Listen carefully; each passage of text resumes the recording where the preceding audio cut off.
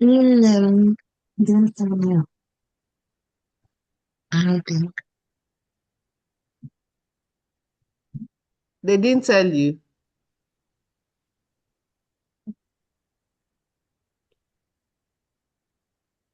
Okay. Tata. Kedu onye nwere ike ịgwa m ka ka nsupe anyị si gaa? Kedu ka onye nwere ike ịgwa m?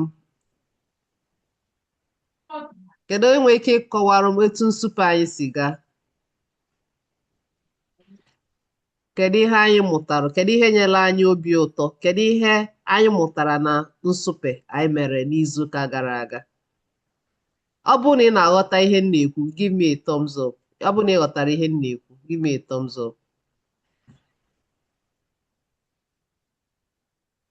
Ọ bụrụ na ị ghọtara ihe m na-ekwu, give me a thumbs up. Ọsọ mmadụ na-abụ na-aghọta ihe m na-ekwu, Chinaza na dị ụtọ. Ndị ọzọ aghọtara ihe m na-ekwu. Ọ bụrụ na ịghọta ihe m na-ekwu, a sị m na kedu ndị nwere ike ịgwa m etu nsupe ha si gaa n'izuụka gara aga? Kedu onye ga-agwa m etu nsupe ya si gaa? Ọ gara ọfụma? ị nwere obi aṅụrị? Enwere ihe na-agara ọfụma inwe ike ịgwa anyị? Enwere ihe nyere gị obi aṅụrị? Enwere ihe ị mụtara na ya? Oya, the mic is open, ngwa. Onye ọbụla ga-agwa m, ọ bụgodo ofu ahịrịokwu, merụ m ofu ahịrịokwu ma ịgwa m etu ihe ịmụta na nsupe a etu o si nyelụ gị aka. Ngwa, ka anyị bido with dị ụtọ, ngwa. Ọ gara ọfụma nke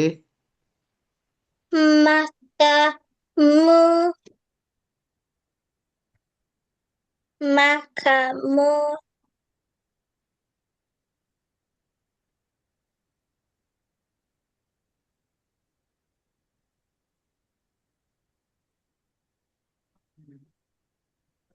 the process of forcing yourself to speak it, that's where the learning happens. Okay, kedu ihe ị chọrọ ikwu ka m nyere gị aka?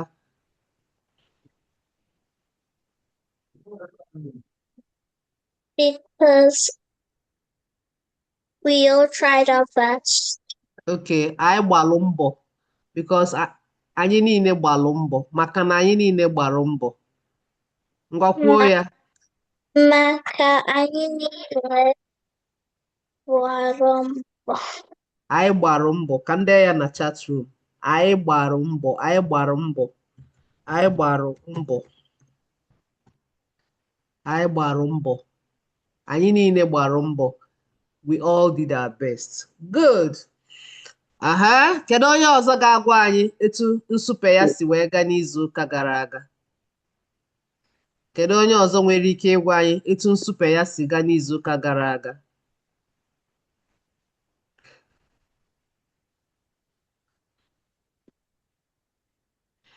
Everybody's going to say something, so it's better you just raise your hand and let me be calling you. Everybody will shall say something. So it's not, I'm not giving it to, even if it's one sentence you will make concerning Nsupe last week. Even if you were not here, you tell us, oh, abịaghị m maka na ị ga-ekwu okwu taa. So you raise your hand, I'll call you. But if you don't raise your hand, I'll start calling randomly. Ngwa. Onye ọbụla ga-eme ofu ahịrịokwu maka etu nsupe ya si gaa n'izuụka gara aga. Chinaza, ngwa.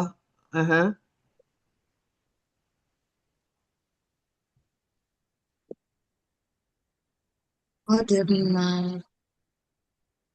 Nsupe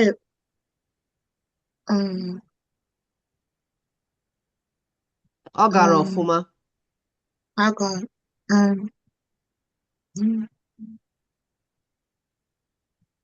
Nsupe ọ gara ọfụma? Ka ihe ị chọrọ ikwu, nne?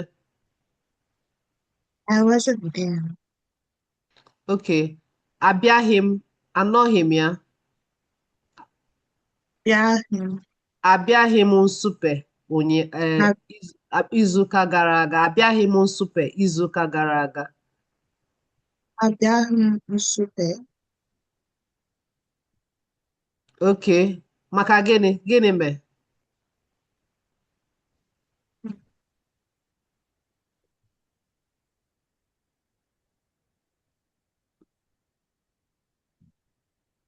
Can you say that again? Why? I'm asking you why. Maka gịnị? You said you Mm, didn't come, and I'm asking you why.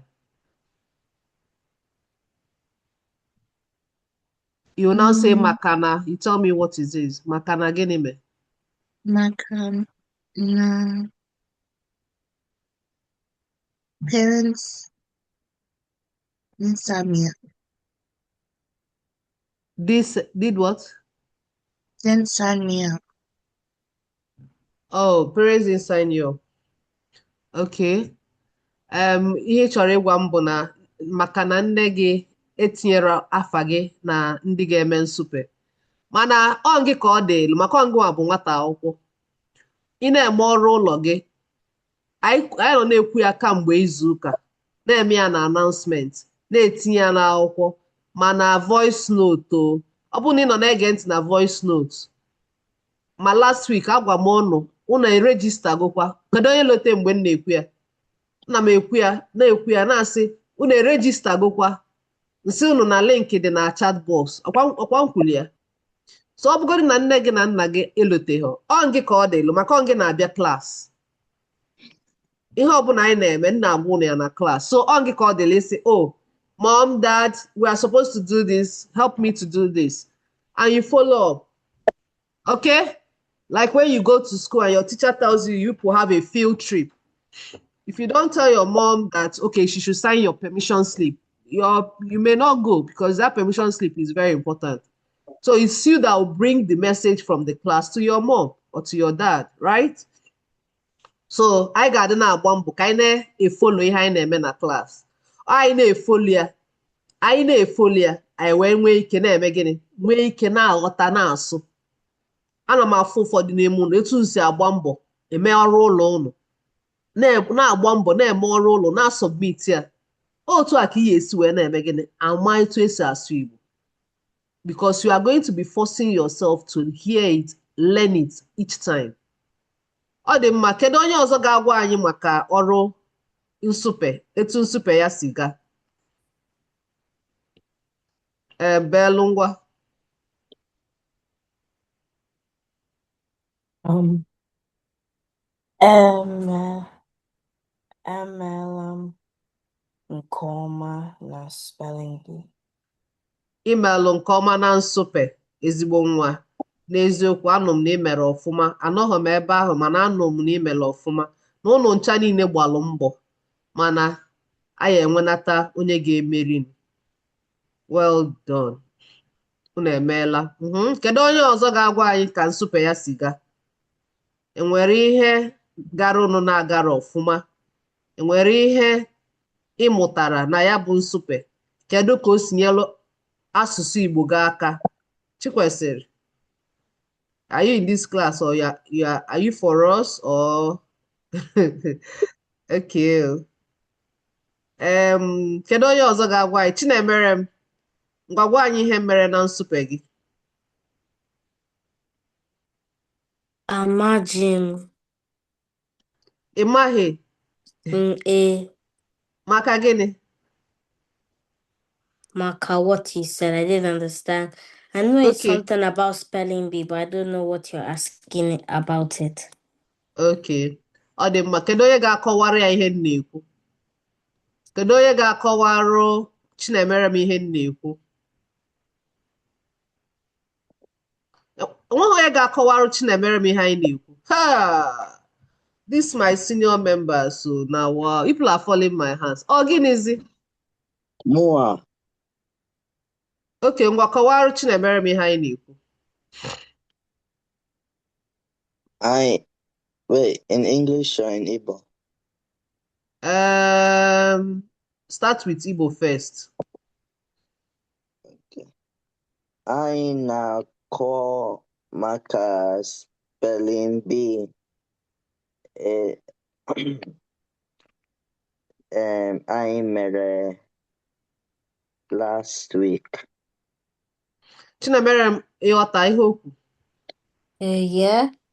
Okay, so you understand what we are saying now? Like what happened in spelling bee last week? Exactly, your experience. How was it for you? Spelling bee. Nsupe anyị. Nsupe anyị.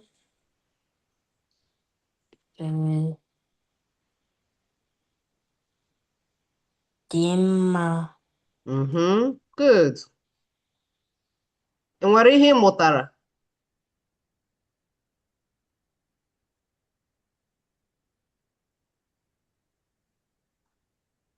Did you learn anything? Did it help you? Ee. Ọ dị mma. Kedu onye ọzọ ga-agwa anyị ihe nsupe ya, etu nsupe ya si gaa? Chimamanda, afụrọ gị na nsupe a, kedu ihe mere?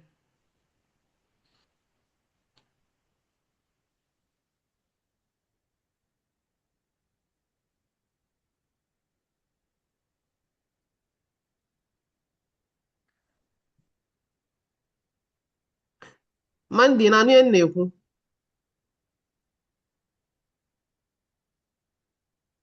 Kedu ihe mere na afụrọ gị na nsupe, Mandi? Kedu ihe mere?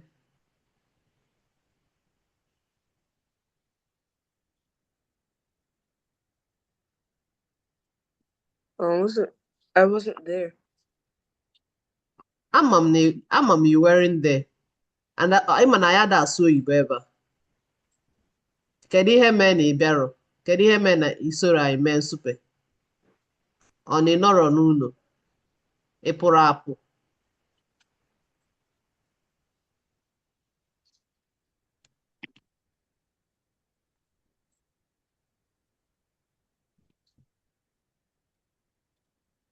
Okay, kedu onye ọzọ nwere ike ịgwa anyị ihe mere?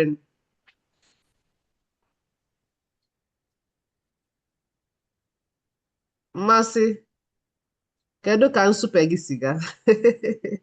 Kedu ka nsupe gị si gaa? Ọ dị mma. Ọ dị mma, good. Kamsi, kedu ka nsupe gị si gaa?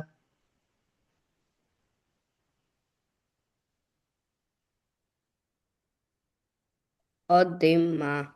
Ọ dị mma. Okay, so back to class. Ihe anyị ga-amụ tata. Otu anyị n'obodo a, ụkwa anyị kwesịrị iji wee si nri. Anyị afụrụzi, ọ bịatarọ. So ihe anyị ga-amụ practicals in each place kama anyị ama emechacha. Nwee sị ka anyị mụta ihe etu ụkwa si esi from the journey of ụkwa from the farm to the table. From the farm to the table. That's what we are going to learn today. And I said, ọ bụrụ na unu nwere ihe nri eji esi ụkwa, na unu jiri ya bịa class, unu egosi m mmadụ one ji ihe nri ha ji eji ụkwa. Excellence. Excellence, this your door, this thing that I'm only seeing your eye. What's going on? Put your full screen, so that I can see your fine face. Ọ dị mma. So, I said share the ingredients. How many of us have the ingredients? How many of us came with the ingredients?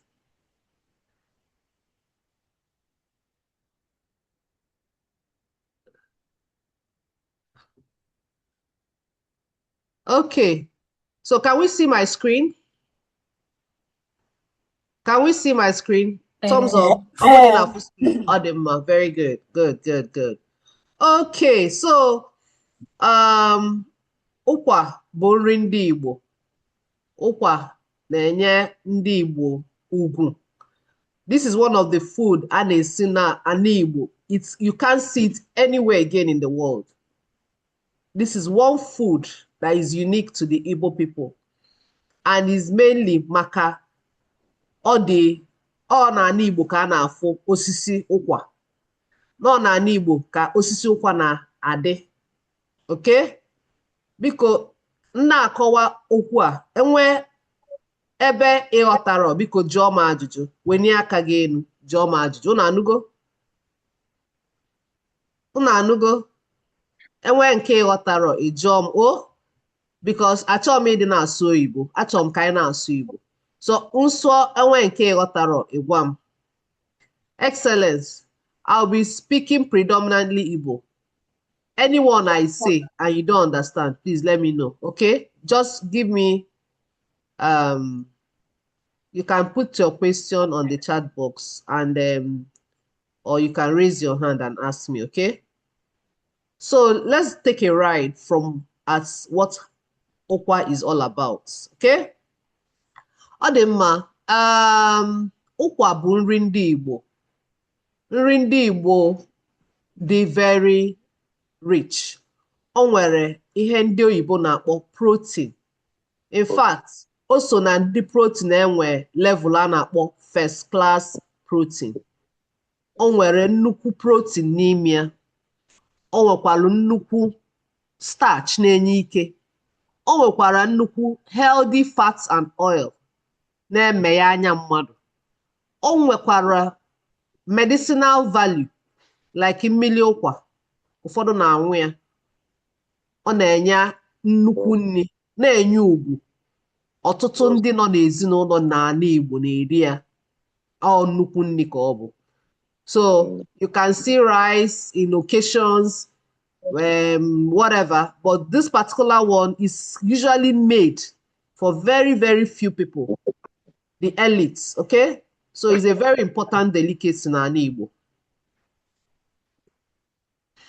I may not be seeing you, so you can unmute and say, enwere m ajụjụ, okay?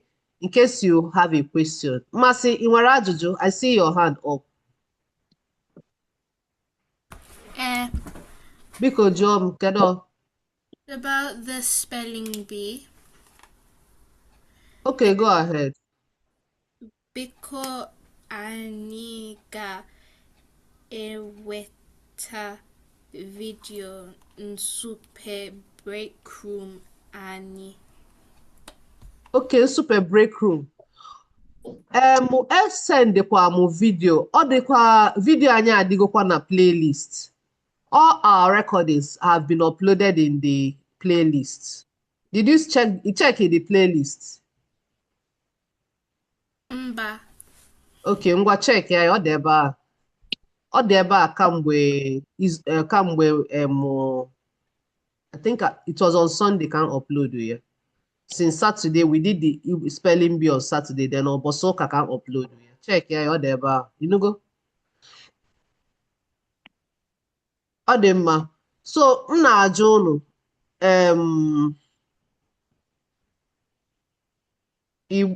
ke ha na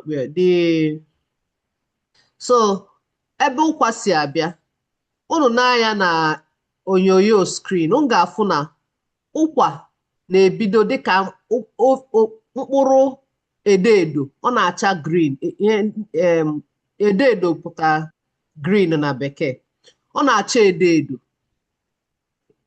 pee mpe obido na-eto n'ime osisi a ifolo osisi ụkwa ya na ebe o si abịa so ọ na-grow from the trunk ya na the branch. All right, is an important family tree. People take it as an inheritance. The worth of the value of osisi ụkwa the very high. It can be somebody giving you a piece of land with an ụkwa tree there. Maybe if the if the land would have cost, let's say $1,000, for instance, or 1,000 naira, because that ụkwa tree is there, they can give it to you at 10,000 naira. That's how much the ụkwa tree is valued in Igbo land because it's a perennial tree. What that means is that every year it produces, and the fruits from it, the ụkwa itself, very expensive. So if ordinarily you buy a piece of, let's say, a piece of yam in the market in Igbo land for, let's say, 5 naira, a cup of ụkwa can be as expensive as 100 naira, a cup. So you can see it's a very valuable tree because of these numerous benefits that nkọwara anyị. So it starts small in that tree. Ọ na-eto until obuo ọbịa mee gịnị ọcha ọbịa buo ibu wee bịa daa ọcha ọmachọ obuo ibu ọbịa daa amamụ na anụnugo ihe ndị be anyị na-asị ụkwa ruo oge ya ọ daa ụkwa ruo oge ya ọ daa ihe ọ pụtara bụ literally ihe ọ pụtara bụ when the ụkwa gets matured it falls because that's the natural consequence. It gets ripe on na-eto na the branch.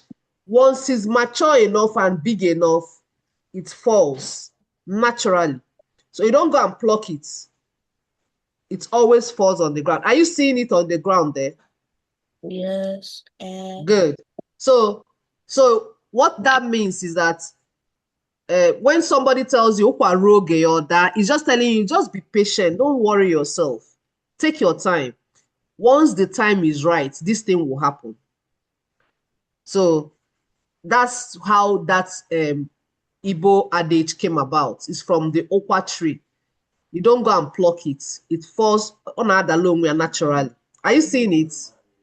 Ukwa roge ya oda. Excellence. Amazing. That's a great try. I love that. Let me write it actually. Ukwa ro oge ya oda. Ukwa ruo oge ya oda. So when somebody is in a hurry or something is happening to somebody, you can use it and tell the person, be calming down. Ukwa ruo oge ya oda. Okay, good. Now, so when it gets to this point, the next thing you want to see is that the ukwa will get to the next stage. What happens? So we're at the number one, the ukwa no sisi now. If you get small and on the tree there, growing.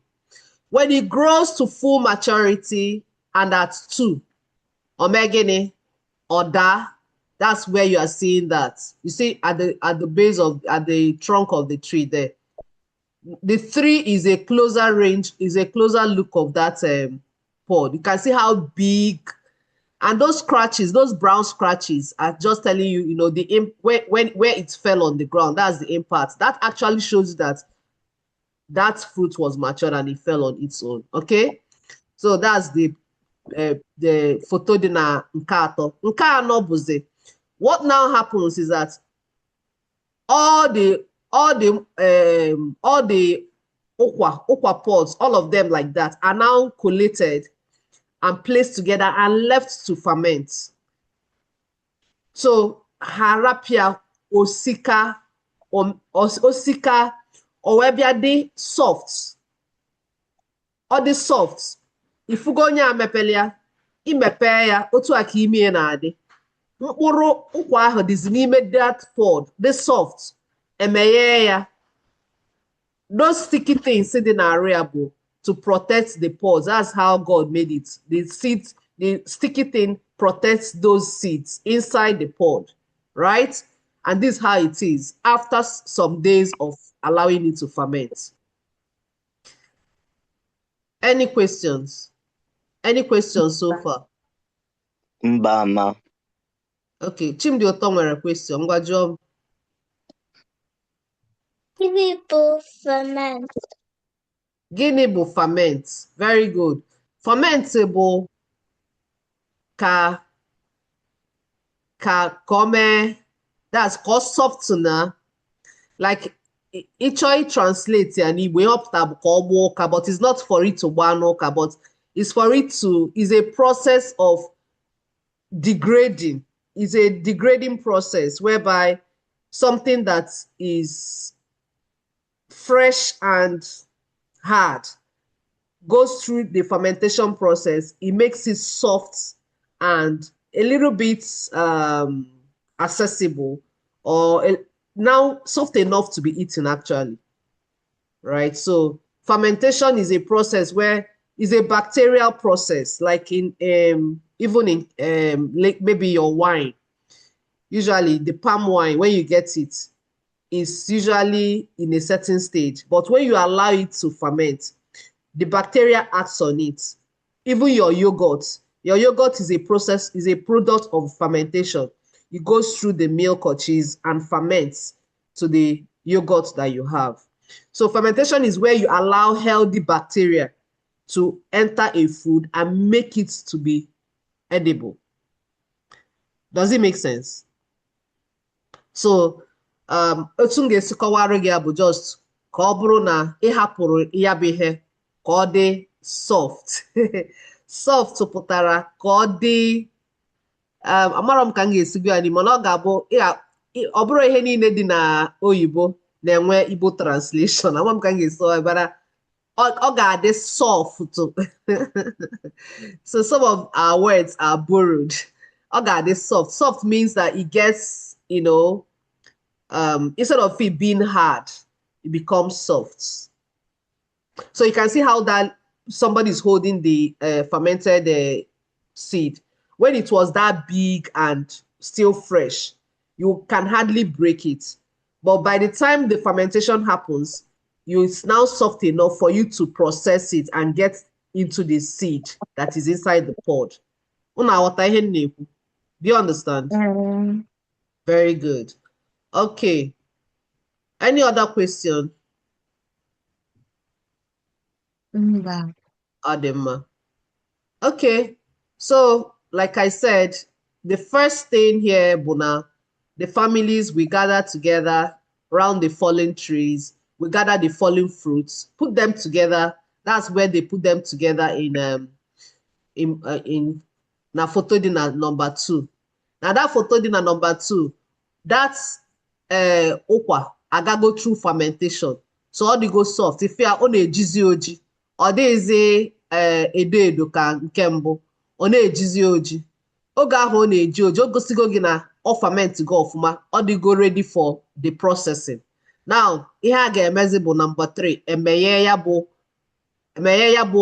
mkpụrụ ụkwa. Wepụtazie mkpụrụ ụkwa dị n'ime.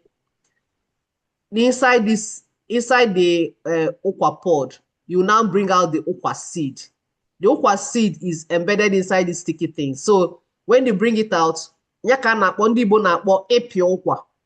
At times say, if you call your grandma, some of us, you hear, ana m apị ụkwa.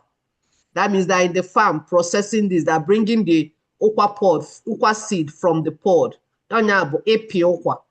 So happy put the ukwa. It's here na milisai of wash, and it's now like this for the photodynam number 4. Photodynam number 4 anu abuze the ukwa in a shell, just like you have your peanuts. The shell of the peanuts. Some of us have seen the shell of the peanut that are brown. That's also what you have in Ukwa. Ukwa with shell. That's what you now get when you wash from the pod and you wash it. It gets to this stage of 4. So the seeds are now inside this Ukwa pods. Does that make sense? So that shelled. So you see the double layer of protection. You have the pod. You have the contents that are sticky, that are holding it together. Then you press it out and you now wash it and you now get it to this stage. It's a whole process, and that's part of what makes it very expensive. So by the time it gets to this shell level, the next thing is to take it to a local machine where they will now, like a blender, pulsing blender. The pulsing blender will now bring out the shell, because that's the shell. Yeah, we put the shell. What was there? The shell. We have got this cable or this etua. If we go to the okwa, and this is how it gets to the house. So assuming now we want to order okwa, this is what you see. Assuming you want to go to the grocery shop, it's an okwa. This is the level. This is what all of us see. But what happens behind is what we just went over now. So if you get to the village, or some of our parents can even tell them the gist of what happens before it gets to this stage. Okay? So this is how etokwa na-adị ma ị chọọ igote ụkwa. Otu akwa ụkwa na-adị ma ị chọọ igote ya. So if I got the okwa, it's already like, you know, yellowish, white, off-white color. That's how okwa looks. How many of us have seen Ukwa before? Mwah. Hey, na Umuafo Igbo. Very good. I love that. I love that. Good. In fact, how many of us have eaten Ukwa actually? Mmadụ one ligoro Ukwa. Hey, amazing. Barely live Ukwa before. Barely ligo Ukwa before. Mba. Wow. Wow. Mmasị ligo Ukwa before. Ba. Mba. Mana ifunugo Ukwa. Ifunugo Ukwa.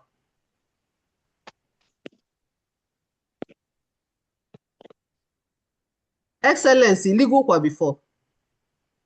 Mm. Okay. Kedu ndị Chinemerem iligo Ukwa before? Eh. Okay. Excellency, ifunugo Ukwa. Have you seen it before? Apart from today, have you seen it before? Kamsi, have you seen Ukwa before? Ifunugo Ukwa before? Eh. Very good. Have you eaten it before? Mba. Okay. Ọ dị mma. So, barely ifunugo Ukwa. Ifunugo ya before? Okay. So, I'm happy we are all coming to speed with a very important Igbo food. Very important. Ọ dị mma. Any questions so far? Any questions so far? So now Mba. it's at this point that we are now going to enter the kitchen with it. Can we identify the ingredients iji esi ụkwa? Kedu ndị ga-agwa anyị ingredients? Kamsi, gwa anyị ingredients na bụ iji esi ụkwa. Nnoo. Nnu, Salt. ingredients na bụ quick. Kedu ọzọ? Yabasị. Yabasị, mmasị. Ingredients na bụ eji esi ụkwa. Ngwa. Quick. Azụ. Mba, Kamsi, ozugbo ịbụa. Ikwugo ịbụa. Ka mmasị ngwa. Ingredients na bụ eji esi ụkwa.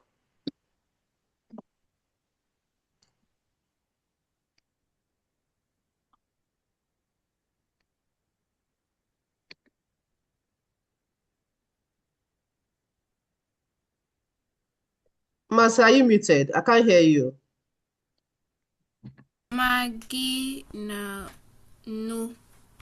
Maggi na nnu. Onye Kamsi ekwugo nnu. Kedu ihe ọzọ? Mmanụ nri. Good. Mmanụ nri. Very good. I love that. Mmanụ nri.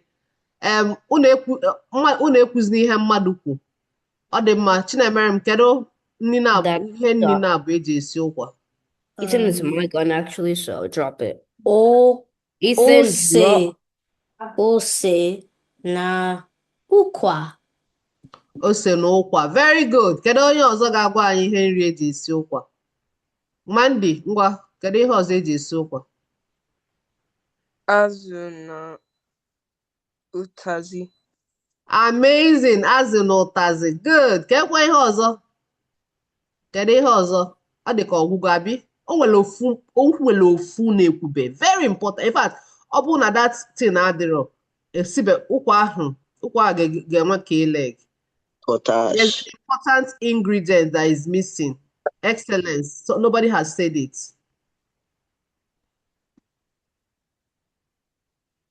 There is an important ingredient nobody has said that can make cooking ukwa almost impossible without it. There are two important ingredients in ukwa making. Others are options. Two important ingredients. Others are good options to have.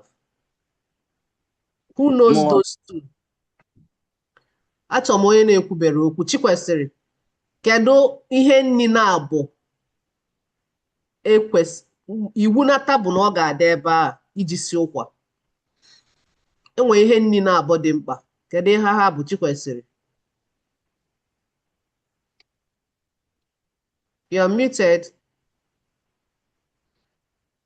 Is it palm oil or what is it?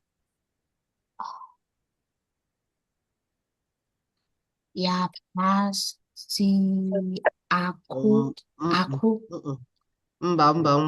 akụ yabasị. Oh, Kedu okay. onye dị sure? Kedu onye Nwa. dị sure?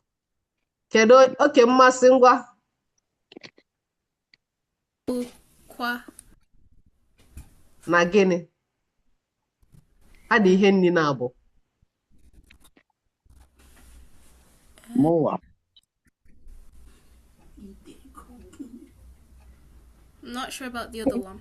Okay, very good. Good try. At least that's the most important. Ukwa.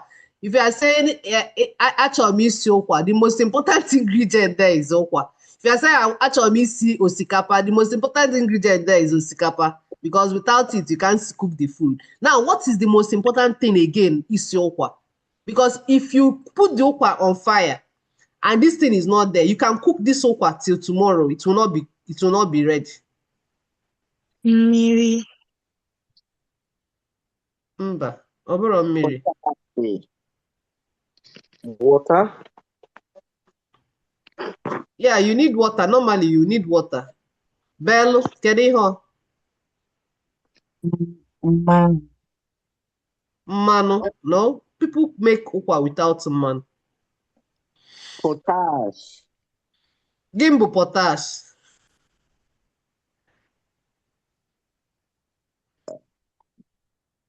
Mụnwa. Chinemere. Akwanu. Akanwụ, very good. Maọbụ ngo. Ngo maọbụ akanwụ, very good. Ngo and akanwụ are the two most important ingredients in ụkwa making. Ukwa is the main food. When you boil it without ngo, you can cook it because it's a very hard seed. You can cook it from now till tomorrow. It's not yet ready. Okay. But when you start to cook ukwa, another thing you must put is called ngo or akanwụ, ihe ndị bekee na-akpọ potash. Is a catalyst that helps to make cooking the ukwa, cooking it faster and for it to get cooked, faster and, timely. So the first step in making ukwa is that number one, after getting it from the farm and all that, in this state of deshelling it and everything, you can preserve it by drying it and keeping it away until you are ready to cook it. Or if it's fresh, you can now cook it as it's fresh like that. So if it's dried and it's kept away, the first thing you do is that if you are cooking it today, by yesterday, you will soak it in water overnight.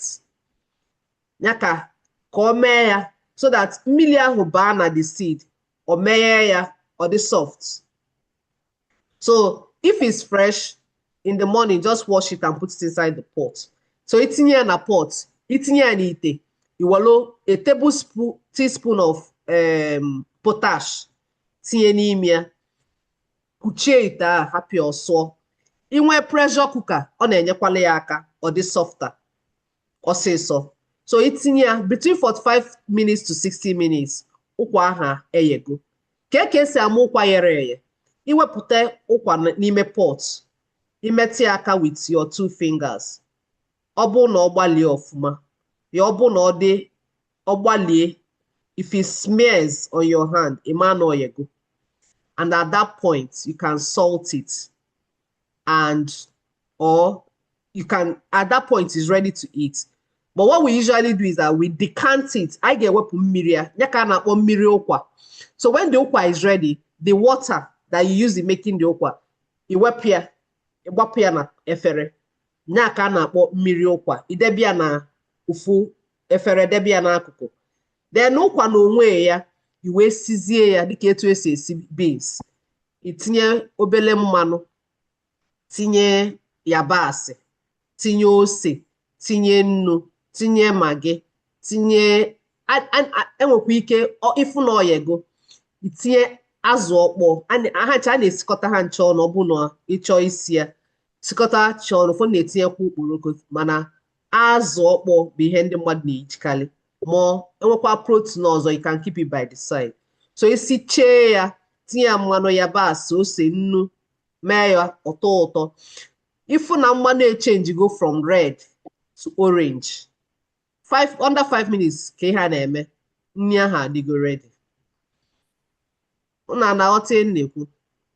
Yeah. So ngụ a dị very important. Ọ na-eme nri ahụ isie ya ọsịsọ, ọ yee ọsịsọ. So the first thing, you soak it overnight, assuming it's dry. Then ọ bụrụ na ọ dịrọ dry, and mmiri ahụ iji soak ihe elotekwa na ya aghafu ya, saa ya bụ ụkwa ọfụma before itiezie fresh water ị ga-eji wee sie ya. Ọ dị mma. So ịwọchịa ya ọfụma, make sure maka ọ na-ebukwa aja, ọ na-ebu okwute na aja, so ị asị ọfụma ka ịdị sure na aja adịghị ya.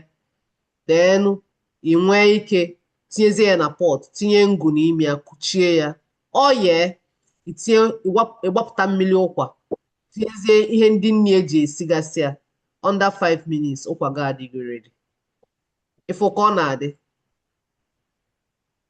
Unu afụ mmiri ụkwa ebe a? Unu afụ ka mmiri ụkwa a dị? Kedu onye na-afụ mmiri ụkwa ebe a?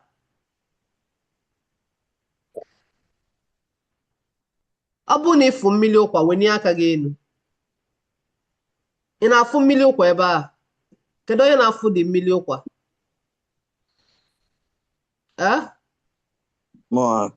Ọsọsọ Chinaza na-afụ mmiri ụkwa. Ọ bụrụ na ị na-afụ mmiri ụkwa, wenye aka gị elu. Good. What if we fry the ụkwa?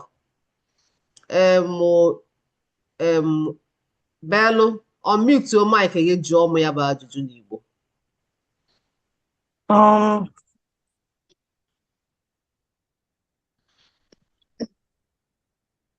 Kedu enwere ike ighe ụkwa? Amazing. Enwere ike ighe ụkwa? Very good question. Ukwa can be cooked. Ukwa can be fried. I shared that in one of our voice notes this week. Isicha ụkwa, inwete ụkwa, ọ dị etu ọ dị, elie ya with mmiri ya. Ma ọ bụ ụfọdụ na-eye ya eye. Ije na ndịda be anyị, ị na-agafe etu esi etinye granọt na bọtụl, a na-ele ya ma cashew na bọtụl. Etu a ka esi etinyekwa ụkwa eghere ya na bọtụl. Ọ na-atọ ihe dị egwu. Is a very healthy snack. A na-agbapụta ya na ịgbapụta ya na ihe na ifugo etu ọ dị na ihe na foto screen. Nke a dị n'okpuru bụ ụkwa eghere eghe. Enwere ike iji akị oyibo taa ya, ma ijili akị nkịtị, akị from palm nuts, were ya wee taa ya. Ọ na-atọ ụtọ ihe dị egwu, and ọ na-enye ihe na-arụ. Ezigbo snack that you can eat. Yeah. So n'ajụjụ gị, ị nwere ike isi ụkwa esi, lie ya dịka etu esi edi ya, ma ọ bụ eye ya eye, ịta ya dịka fruit, ịta ya dịka snack. And ụfọdụ na-ejikwa ọka esi ụkwa. Ọ na-emekwa, ọ na-enye ụtọ dị iche. Ị na-eli ụkwa n'ime ya bụ, ị na-eli ọka n'ime ụkwa. Gịnị bụ ọka? Kedu ndị ma ihe bụ ọka? Corn.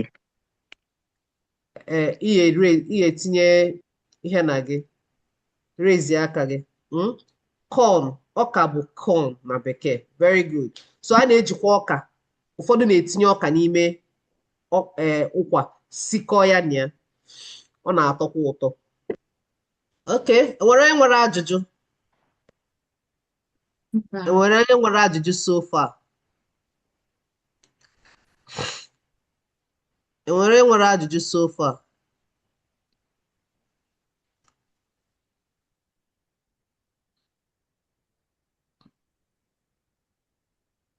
Okay, so ndị na-eribere ụkwa, does this look appetizing to you? Bello, is it something you would love to eat? Does it look appetizing to you? It looks like more like Moi or beans, right? yeah. Yeah. Very sweet. Mandy, I'm have you eaten? hungry. Yeah, Mandy, you've eaten Ukwa, right? Have you eaten Yeah. Ukwa before? Yeah, good. Ukwa bụ ezigbo nri na-enye ihe n'arụ. And ọ bụrụ onye ọbụla ka a na-enye ụkwa. Ọ bụrụ na ịbịa be m nye gị ụkwa, o minu na m na-asọpụrụ gị ọfụma. Ọ na-enye ya to select people.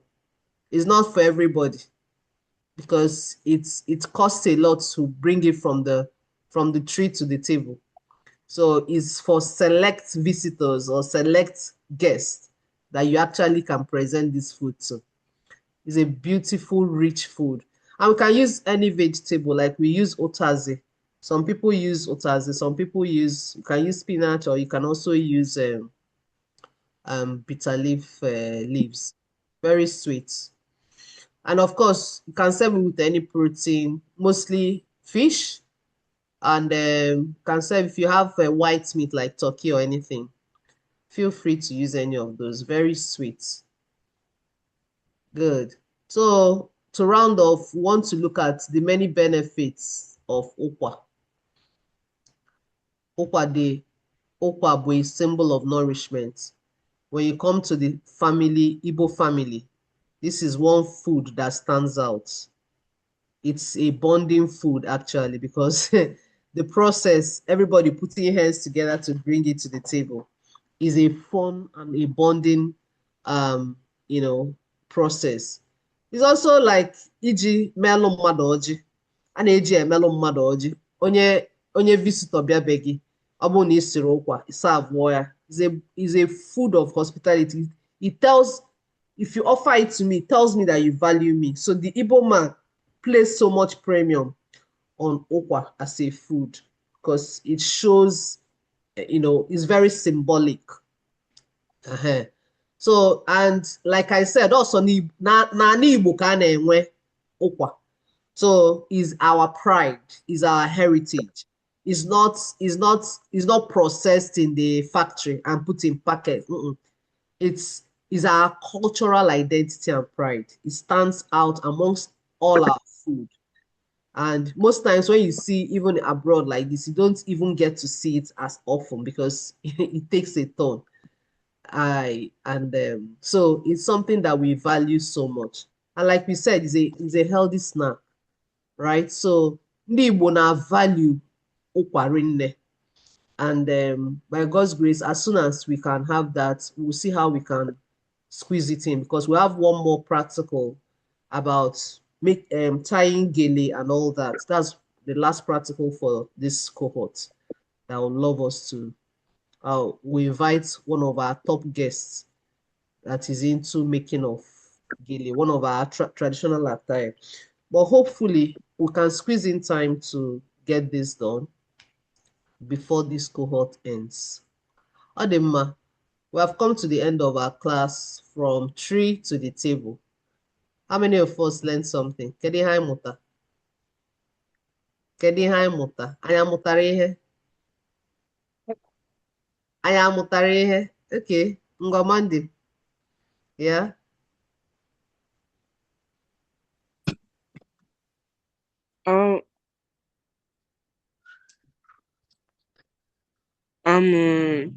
Nah.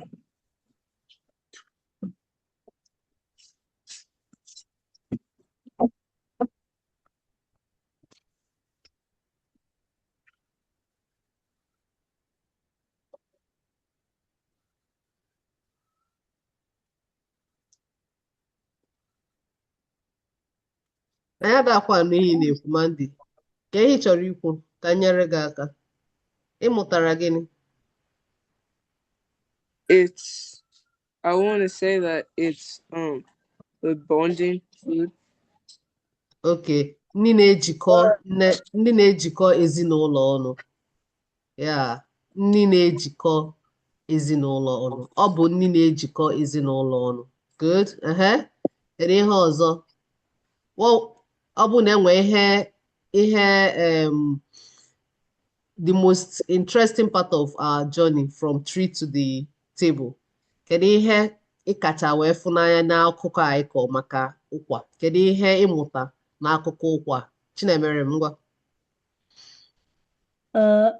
Ukwa nwere nourishment O nwere uru na ọ bara. na ukwa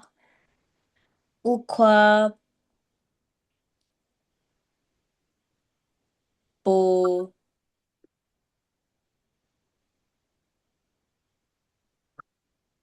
I forgot my sentence. Kedu ihe ị chọrọ ikwu? I was going to say something like how it I was going to say like how it brings I was going to say like it's healthy. It's a healthy snack. Oh, okay. Ọ nni na-edozi arụ. Ọ nni na-edozi arụ. Or in it does Very good. Kedu onye ọzọ ga-agwa anyị ihe ọ mụtara? Beelụ ngwa.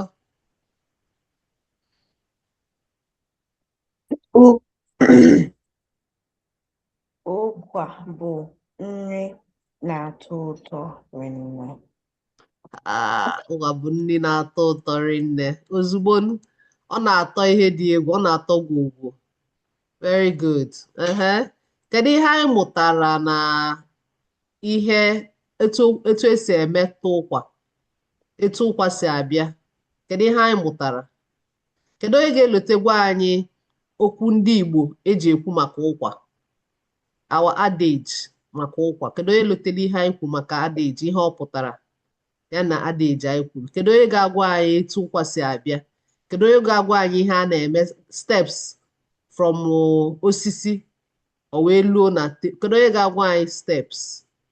Kedu ihe ndị ọzọ anyị mụgasị? Ngwa, any part of it, you don't have to say everything, just gwa m otu ebe dogo anya ịmụta taa. Ngwa, Chinaza, ngwa. Ukwa bụ osisi.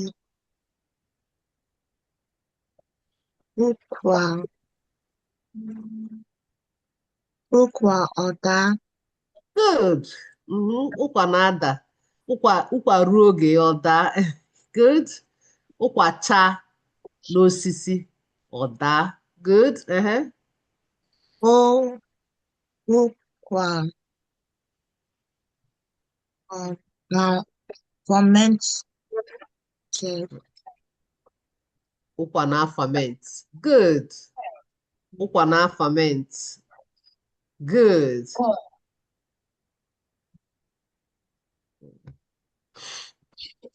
Ụkwa na-ferment. Ukwa na process.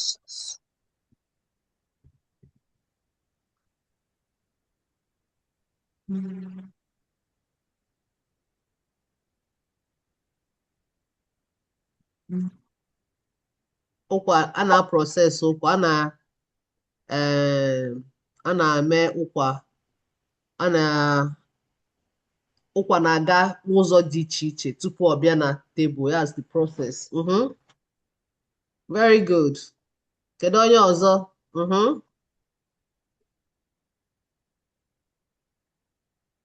Mmasị, ngwa.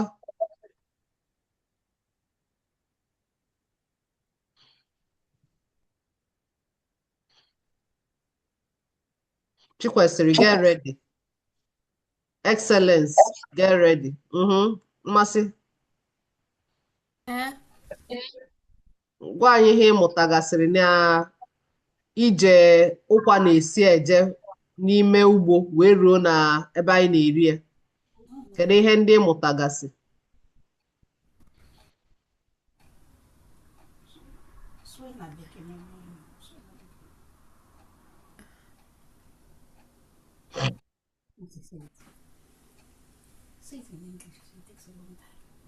Like, I don't know how to say in Igbo, but what I learned is that like it takes a long time from the tree to get to the plate. Okay. What are the things that you learned that happened between the tree and the table? What are the things that you learned? Anything at all? Anything in the process, even if it's one sentence?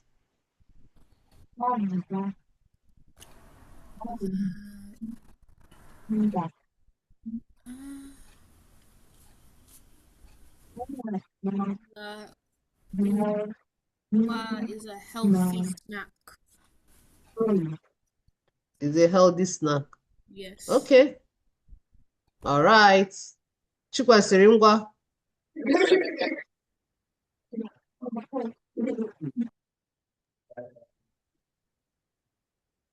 So, Ukwa, I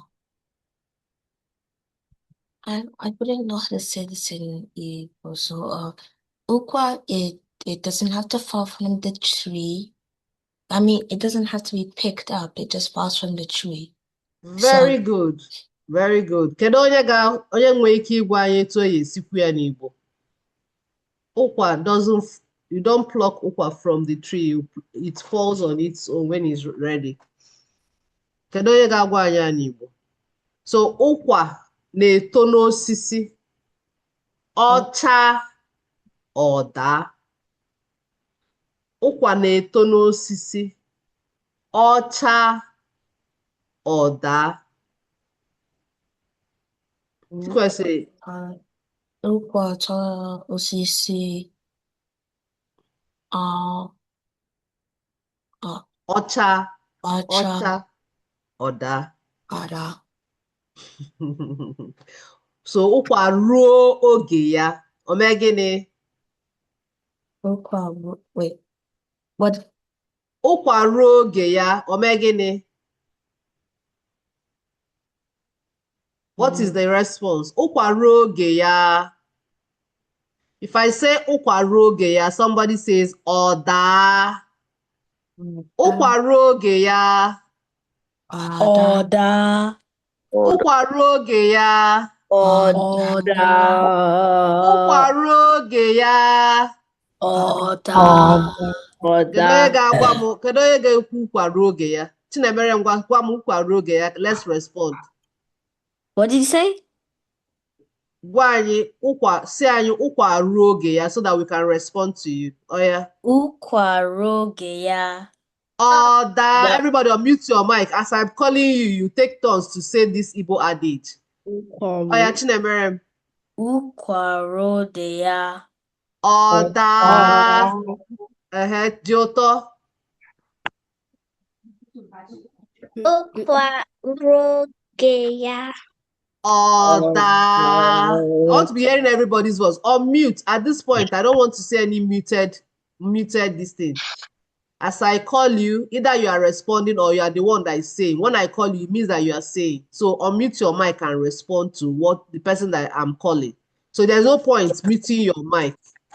Everybody unmute your mic. If I call you, you tell me, you take your, you say it and we respond to you. Okay, Chinaza. Ukwa roge ya. I've written it in the chat box before. Ukwa ro That for the girl. Ụkwa ruo oge ya. Ọda. Ukwa ro oge ya. Ọda. Ọda. Mmasị. Ọda. Ekeke and dị ụtọ. I said no mic should be muted. Are you guys not hearing me? I want to hear you respond. Mmasị.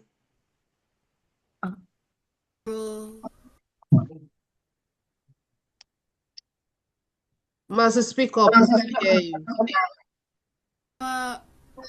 Ro. Dia. Ọda. Ọda. Ekeka. Ukwa no oge ya. Ọda. Kamsi. Ọda. Kamsi. Ukwa roge ya. Ọda. Simple. Don't make it complex. Good. Bello. Ukwa roge ya. Oda. Mandy. Order. Ukwa roge ya. Oda. Oda. Excellence. Ukwa rogia. Oda. Order. Chikwesiri.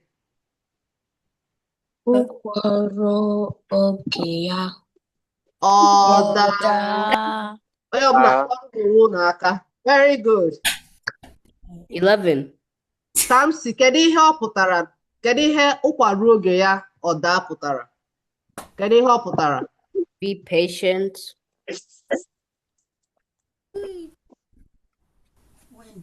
Be patient. Very good.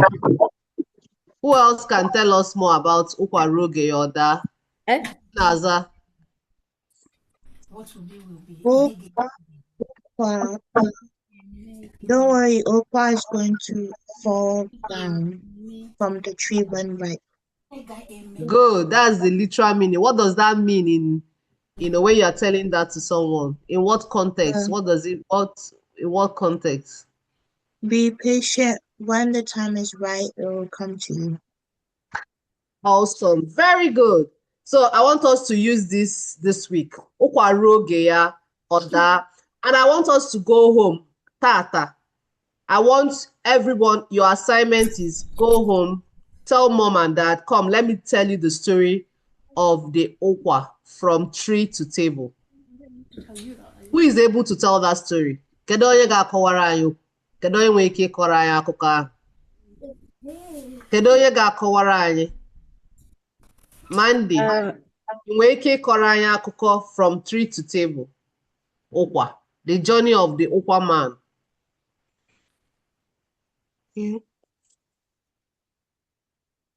Mandy, are you here? Yeah.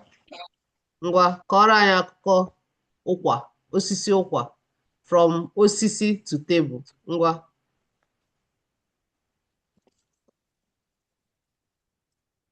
First, it grows on the tree. Okay, kedu ihe ọ pụtara? Kwuo ya n'Igbo, achọghị m mmụọ Oyibo. Gbanịa, just try your best. Ọ na-eto n'osisi. Ọ na-eto osisi. Na oge ọ dị. O ruo oge ya. What? This is where the adage comes in.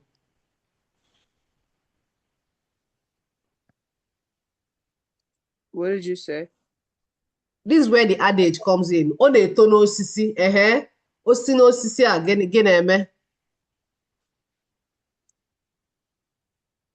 Oge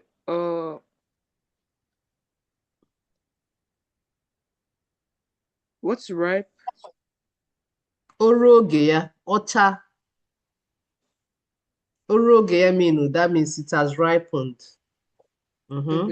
Oge ya ọda. Na. Okay, it's okay. Kedu onye ga-etake the next two steps? Kedu ihe na-eme na ọ daa gị na-eme? Ka m si ngwa, ọ daa gị na-eme?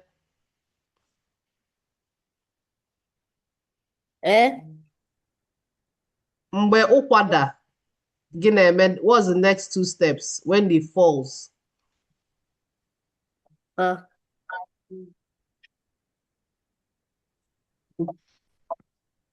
Pick it.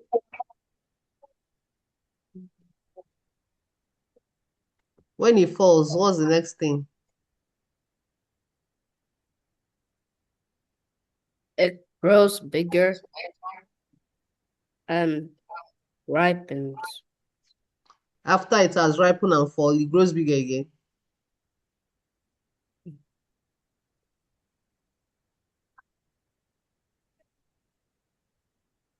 They pick it.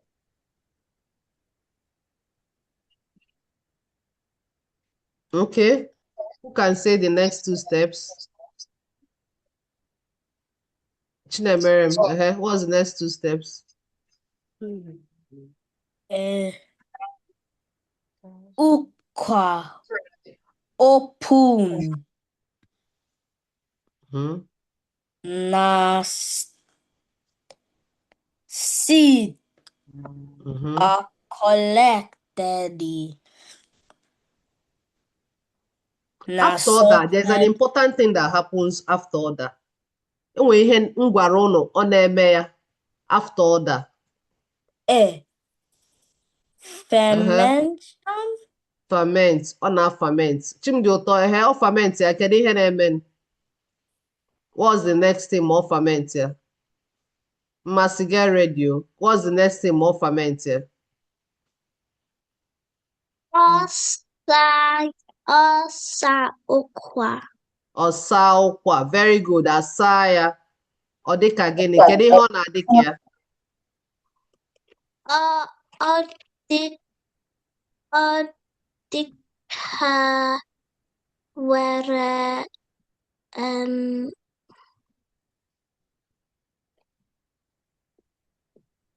O nwere okpokoro ya nke nọmba 4.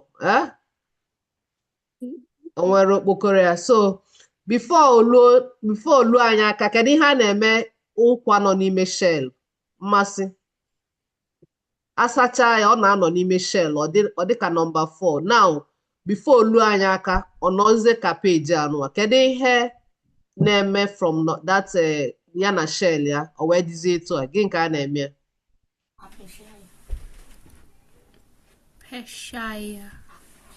A na-apịchi ya the shell ya, wepụ okpokoro ya, o wee dịka gịnị? O wee dịka nke a. Okay, kedu onye ga-walkụzi anyị through ma ọ bụrụ na ọ dịzie ka nke a, kedu ihe a na-eme ya? Mmasị, gwa anyị the first step in cooking ụkwa. Kedu the first step? Kedu ihe anyị ebu ụzọ mee?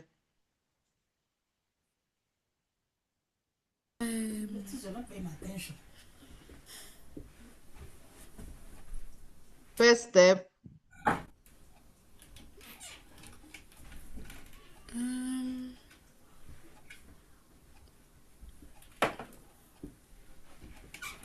Mmasị, ọ ya gee ntị. Ekeka ka first step iji sie ụkwa.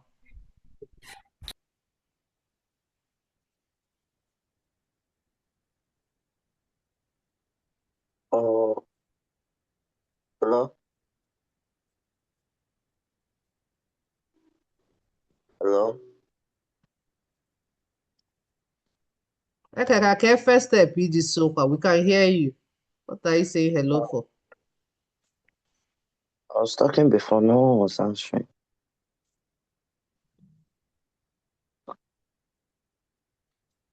Oh, Isa. I forgot how you say it. Ọ ịsa ụkwa. Okay, a na-asa ya ka ewepụ aja na ya. Asacha ya, kedu ka esi esi ya? Chikwesịrị, after asachara ụkwa, kedu the first thing a na-eme n'isi ya? Ịsacha ya, itinye ya n'ite. Kedu ihe a na-etinye n'ime ya? You grab ofe, you grab a pot, Ite. and the third one, okay, another one,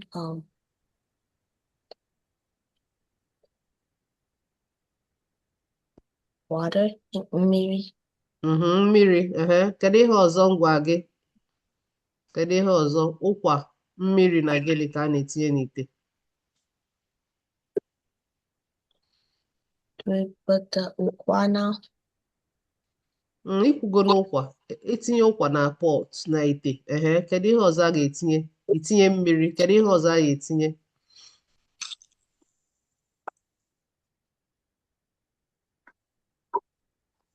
Ekwu m enwere ihe dị mkpa a na-etinye eji esi ụkwa. Kedu ihe bụ ihe ahụ? Chinaza, kedu ihe bụ ihe ahụ a na-etinye? Etinye ụkwa na mmiri. Kedu ihe ọzọ a na-etinye? Ngụ. Very good. Amazing. Okay, at this point, we'll come to the end of our class. And I'm sure we've all understood what it takes to make ukwa. As soon we will try to figure out when to do that in our subsequent classes before this cohort ends. And I want to encourage us today, don't wait till tomorrow. I want you to share your story with your parents, how Ukwa is made from the farm to the table. Speak as much Igbo. Otu o si wee kwe gị. Cut and join it. Na-agba mbọ. Okay? And also in your home, identify the ingredients eji esi ya. Mmanụ nri, ngụ, ose, nnu, all the things that you know that you have in your home. Okay? So that you make the list for your mom. And if there are ones that you don't have, you will know it on time and she can buy it. And you can go to the grocery shop with her and buy it as well. Okay? where am I, Juju? Nne ngwa jụọ. So for the summer, my mom is asking like if you'll have summer times because I do tennis at 10, and because in the summer I'll have to do tennis at 10, and she's asking if you'll have like summer times, like if the times will change so that I can still do class without looking at the recording. Okay, so this cohort time is not changing until the end of the cohort, which should be in June. A new cohort is starting in July, right? And then before the new cohort starts, it starts officially with our summer camp. We're going to have a summer camp, and it's going to be a different time schedule. So I don't know when your tennis will start, but for this class, we're not changing the time for it for now. Would probably during the summer boot camp that will start in July. That's when we can also try to fix in times, because I'm sure a lot of people will have different programs. So yes. Okay. Wait, Okay. In Warajuju, okay. Yeah. So for the July cohort, is it for the whole of July? It's from July to December. But in July, we're going to start with our summer camp. Okay. Yeah. Also, Yep.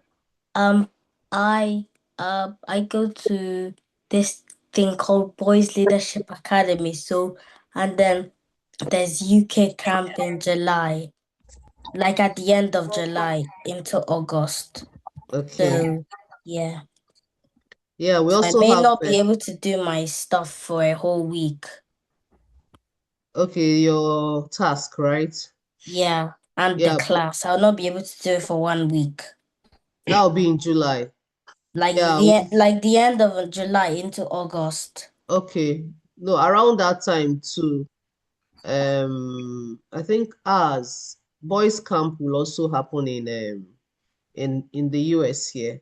And that will be beginning of July.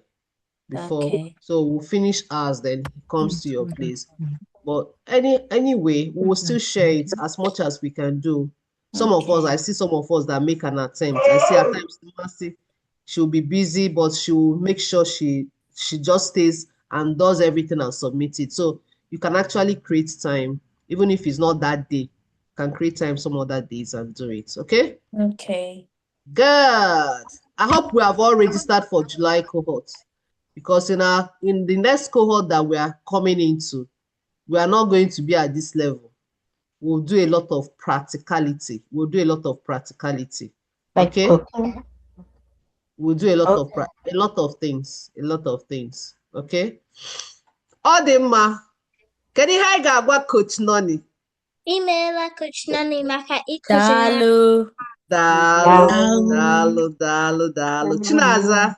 What's wrong? Daalụ. Kwadokwa na onye ọbụla na-akwado. Anyị ka ga-emekwa. Anyị ga-agba mbọ, anyị ga-afụ ka anyị esi medụsa ụkwa. Achọrọ m ka onye ọbụla lie ụkwa na be ha. We need to stop. Ọ dị mma. Ngwa ka emesịa. Okay.